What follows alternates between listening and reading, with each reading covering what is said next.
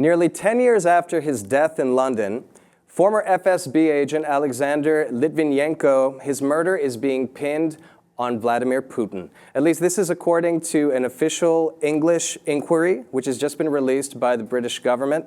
The report, which is investigating Litvinenko's death, has found that there is really no way that the Russian government did not know that he would have been murdered by a polonium-210 poisoning as he met with some Russian associates in London. Joe, you were in London at the time. I'm sure this was like a massive story there. Oh yeah, huge story. It was in one of the London sushi restaurants that a lot of people used to go to. I used to go to one of the major chains right there.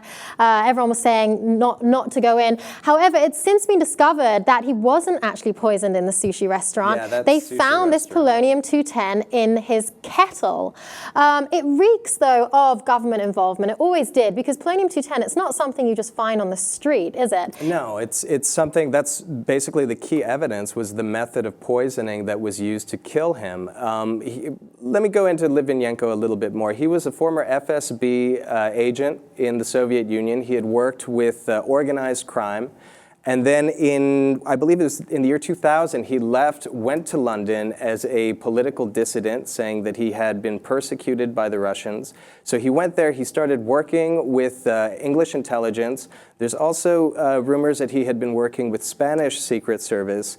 And he had apparently been divulging some kinds of connections between organized crime, the mafia in Russia, with the highest levels of the Russian government themselves. So then he goes out to dinner with two men who had also been FSB agents. These are Dmitry Kovtun and Andrei Lugovoy.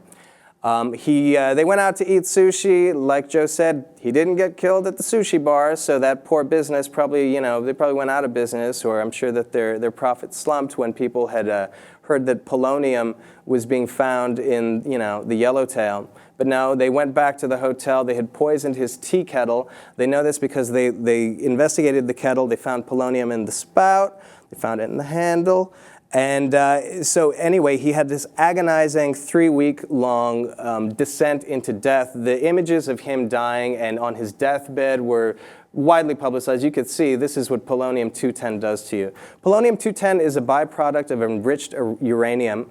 So this was something that happened. It's not like everybody can just use this. This is something that a government has to have its hands on.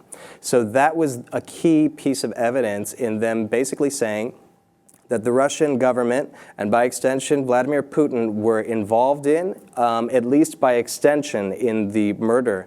Everyone knew Putin was involved, though. At the end of the day, what this spy was doing was implementing Putin, his deals, as you mentioned, with mafia. And also he himself had ties with Russian sort of expatriates, people that were no longer in favor with the Russian government. So the question is now that we've sort of publicly confirmed, at least, that Putin was involved in his murder, what does that do to Russian-British relations?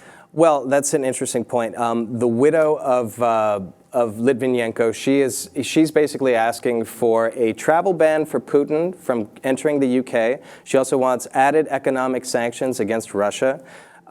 His son, Litvinenko's son, has said, the government did it, we have to do something, we have to do more. But basically, it's impossible to do anything more than what's already being done with Russia, because they are such an economic superpower, although it's diminishing. They are a key in this struggle with ISIS. They're key in this ongoing protracted struggle in the Ukraine. So like the wishes of his widow that we impose more sanctions and take a harder line approach against Russia are not really going to happen. They're not really realistic. However, when they do pose for those political pictures, David Cameron and Vladimir Putin are going to just have a steely gaze contest that no one is going to want to miss.